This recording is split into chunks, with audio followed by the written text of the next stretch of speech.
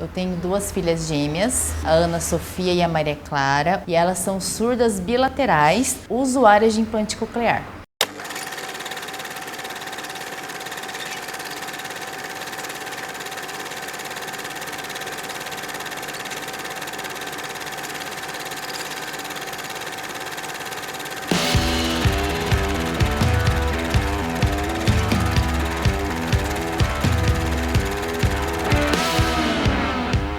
Senhoras e senhores, tudo bem? Meu nome é Emílio Zagaia. Com 42 anos, eu sofri uma AVC isquêmica. Eu não andava, eu não falava nada. Mas agora, tá tudo bem, tá lindo. Zoe, a vida é hoje. Hoje eu vou bater um papo com a Taíla. Taíla, tudo bem? Tudo bem, e você? Tudo bem. Taíla, você tem duas filhas, você estava falando que ela tem um problema de audição. Isso, eu tenho duas filhas gêmeas, Sim. a Ana Sofia e a Maria Clara, hoje com 5 anos, e elas são surdas bilaterais, usuárias de implante coclear.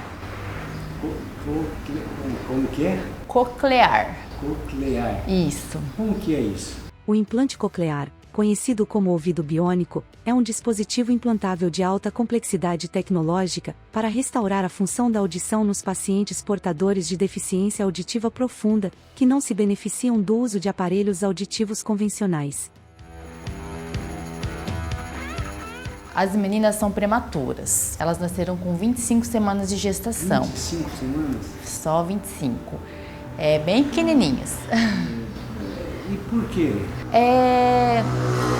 Eu fui diagnosticada com incompetência do colo uterino, que é a incompetência do colo em segurar uma gestação, segurar o peso que é a gestação, né? Sim. Ele fica flácido e isso, o normal é que, para as mulheres que sofrem com isso, que ocorra um aborto. Só que eu não tive uma gestação preliminar, essa foi a minha única gestação. E até então eu nunca tinha ouvido falar sobre isso. Com mais ou menos 13 semanas eu comecei a ter sangramento e fui ao hospital, o médico falou que era isso, fiz uma cerclagem de urgência e me foi receitado ficar com repouso absoluto, fazer repouso absoluto, porque senão eu não conseguiria levar a gestação adiante.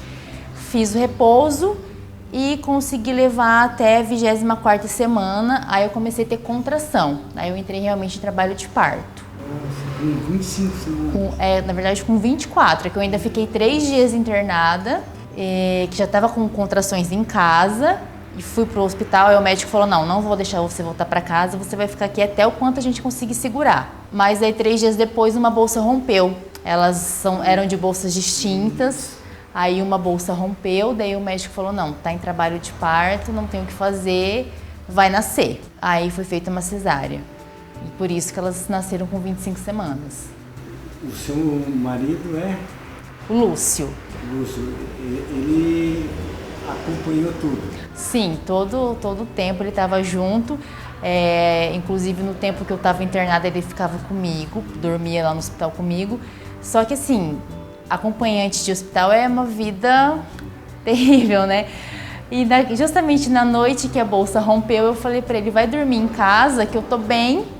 E aqui tem enfermeiros, tem a equipe e vai descansar. E ele foi para casa e uma bolsa rompeu. Aí eu tive que ligar de madrugada para ele voltar. Com o rompimento da bolsa, a indicação era cesariana, por conta do risco de um trabalho de parto natural. E 2 horas da manhã do dia 22 de fevereiro de 2017, elas nasceram. Uma com 690 gramas e a outra com 675. Bem piticas.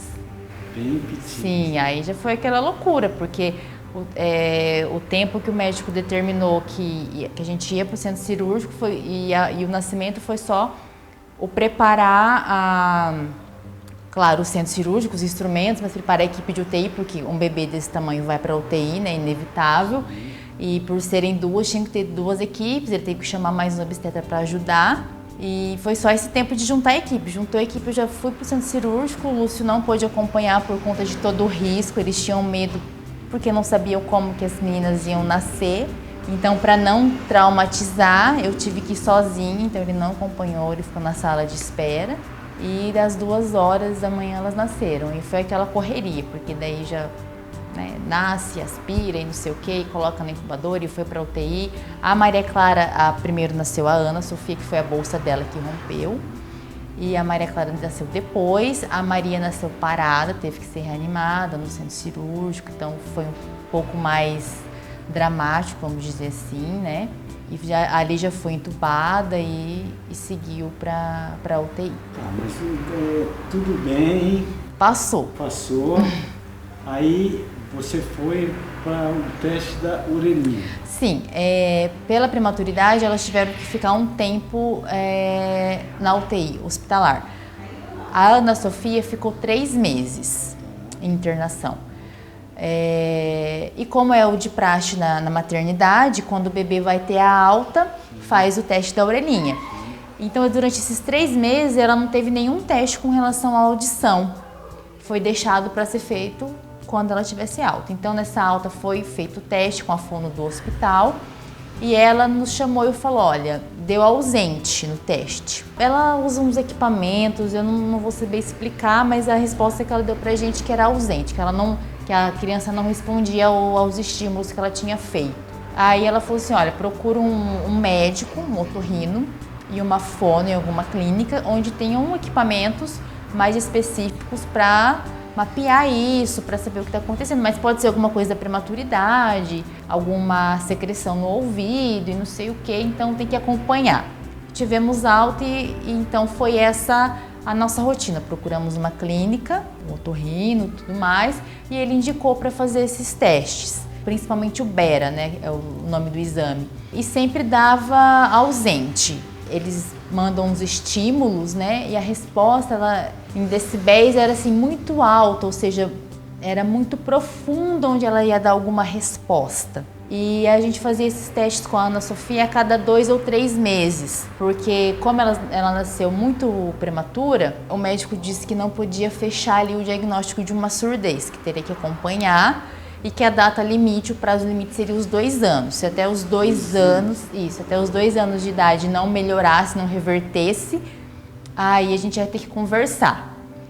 Com a Maria Clara foi o mesmo processo, porém a Maria Clara demorou 8 meses para sair da UTI. Então são 5 meses de diferença de alta entre uma e outra, mas a mesma coisa, teve alta, fez o teste da orelhinha, deu ausente e a gente recebeu esse encaminhamento para outros profissionais acompanharem, né? E também os testes repetidos, né, contínuos. E essa é a Nina. E também continuou dando ausente. Quando elas completaram os 2 anos, aí o médico chamou a gente para conversar e ele falou assim, olha, 2 anos de idade, elas estão há 2 anos já privadas de som e é irreversível, é uma surdez profunda.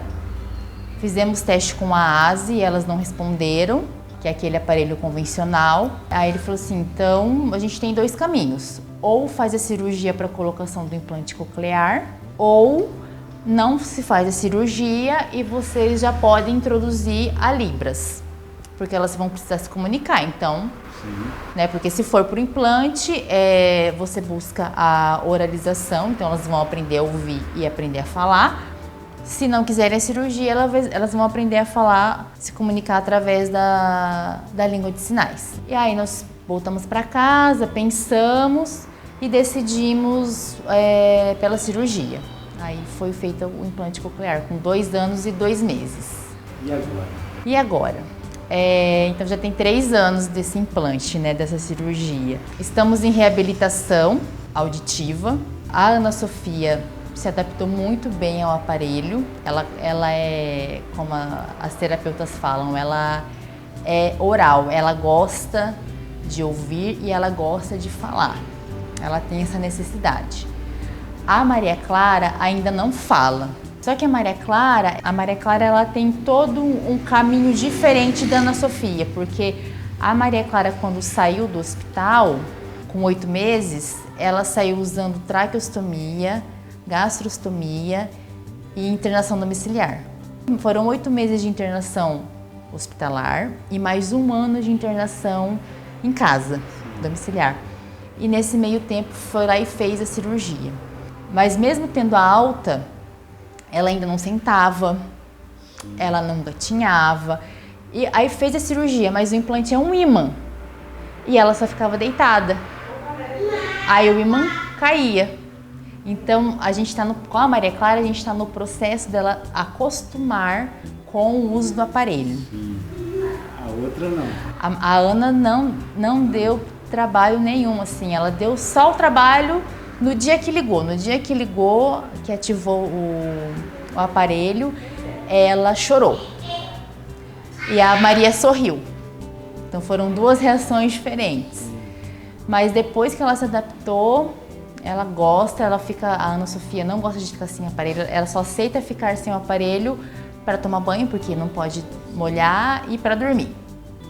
São os momentos que ela aceita. Se a gente às vezes sai, sei lá, acaba a bateria, porque ele é carregado, uma bateria igual celular, e acaba essa bateria, a gente está na rua, ela fica muito brava. Porque daí ela não escuta e ela fica irritada por não saber o que está acontecendo. E a Maria, o caminho com ela agora é de fazer acostumar para ver se vai desenvolver a fala ou não. A Maria também agora a gente está investigando o autismo, se ela tem, né, se ela está no espectro autista. Não conseguimos fechar o diagnóstico, fez avaliação com o neuropsicólogo, com o neurologista, não foi conclusivo. Então também tem mais esse ponto de interrogação aí na Maria Clara. O que dificultou muito na nossa vivência com relação à surdez das meninas é o desencontro de informações. A gente não conseguiu informação no SUS, ninguém falou pra gente, segue esse caminho, vai no postinho, vai em tal médico, ou vai procurar um encaminhamento. Porque quando elas nasceram numa rede de plano de saúde, né? Eu tinha um plano de saúde e elas nasceram com essa cobertura. Então, saímos do hospital, fomos procurar os médicos que atendiam naquele plano de saúde. E o plano de saúde não sabia como tratar. Quando a gente falou em implante coclear, o plano de saúde que nós tínhamos na época, eles não tinham nenhum caso de pessoa ou de criança que tivesse sido implantada, então para eles era uma coisa nova. Eu não tive o aparato do SUS, então não sabia por onde correr, porque você vem desse caminho de médico particular, vamos dizer assim, o médico conveniado, e parece que as portas do SUS vão meio que se fechando, né? Se você não começar desde o início com o SUS. Então você fica batendo cabeça, sabe? Vai num médico, não dá certo, vai no outro, vai numa fono. Esse exame, o Bera, a gente chegou a fazer em 3 clínicas diferentes em Londrina, porque não tinha ninguém para direcionar. Então hoje, quando eu conheço a história de alguém com um bebezinho que foi diagnosticado com a surdez, eu já posso dar dicas. Eu gosto de compartilhar. Eu sei que pelo SUS você tem essa possibilidade. Hoje eu sei qual o caminho. Lá na minha época ninguém me avisou. O implante coclear, às vezes você fala, ou quando você escuta esse termo, esse nome, você fala, nossa, que é isso, né? Que loucura! A primeira vez que eu escutei. Então, e ele não é novo. É uma tecnologia que já existe há mais de 30 anos. Só que quando ela surgiu, lógico, era uma tecnologia super cara, ela não era brasileira. Até hoje não é, os equipamentos são todos de fora. Então era uma coisa que só se tinha quem tinha condição de colocar particular, pagar. Hoje o SUS cobre. Os planos de saúde cobrem, também são obrigados, porque isso está no rol da ANS, então eles têm que cobrir. Então o mesmo aparelho que uma criança coloca numa rede particular, num convênio, vamos dizer assim, convênio médico, é o que a criança coloca no SUS. Nesse tempo, meu Deus. Deus é tudo. Assim, o fato só delas já estarem aqui é o inexplicável, né? É o inexplicável, porque elas lutaram contra todas as probabilidades. durante esse tempo de gestação, durante o tempo de internação que eu tive, nós ouvimos barbaridades de alguns médicos, alguns consideram com aborto pela idade gestacional. E assim, a gente deu muita sorte, foi Deus que colocou a gente naquele hospital, com aquela equipe, porque nisso que eu estava internada e a bolsa rompeu, eu estava em um outro hospital da cidade, aí não tinha vaga na UTI e era uma equipe que não me passava segurança nenhuma, porque para você ter ideia, uma bolsa, eu estava com a bolsa rota, uma bolsa rompida e a outra bolsa intacta. A ideia deles era me deixar com aquela bolsa rota para preservar a outra que estava intacta. Assim, vamos ver até onde vai. Eu falei, gente, como assim vamos ver até onde vai? Então eu já estava toda medicada, sem força, não conseguia falar nada. Aí a médica falou, não, vou te transferir porque aqui não tem vaga. Essas crianças vão nascer e vão precisar de UTI e não temos vaga na UTI pediátrica. E eu fui para um outro hospital. E o tratamento foi totalmente diferente, assim, eu vi que as pessoas estavam, assim, interessadas, sabe, se dedicaram, porque era muito delicado, esse período de internação foram muitas infecções, muitos remédios, e a gente todo o tempo pedindo, né, pedindo a Deus, clamando a Deus. E vida de UTI, você vai de manhã, tá bem, você vai na hora do almoço, tá mais ou menos, você vai à noite, tá péssimo. Então era muito inconstante. Foi um período de UTI, foi um período muito difícil pra gente. Mas assim, não tenho dúvidas de que elas estão aqui hoje por uma vontade divina. Claro que foi todo um aparato médico, porque, né, precisamos, mas se não fosse Deus dar o conhecimento e nos colocar no lugar certo, na hora certa e com as pessoas certas, talvez, né, o desfecho seria outro. Essa é a mais brava. É a? Maria Clara. Maria Clara. Né? Você mesmo. E essa é a? Ana Sofia. Ana Sofia.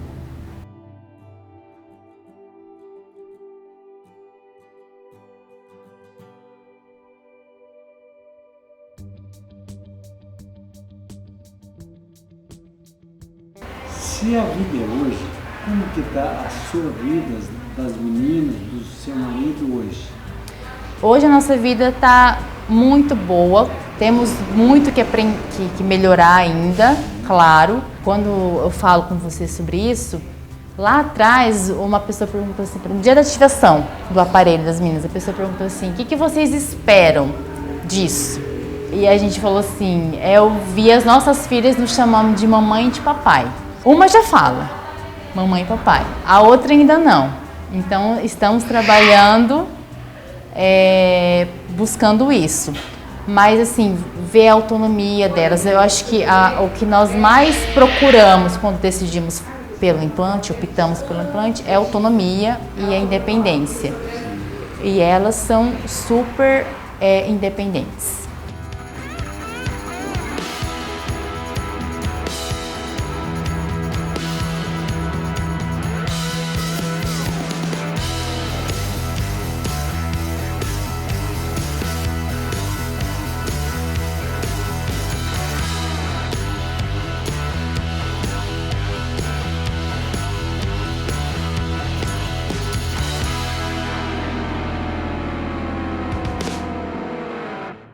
Zoe, a vida é hoje.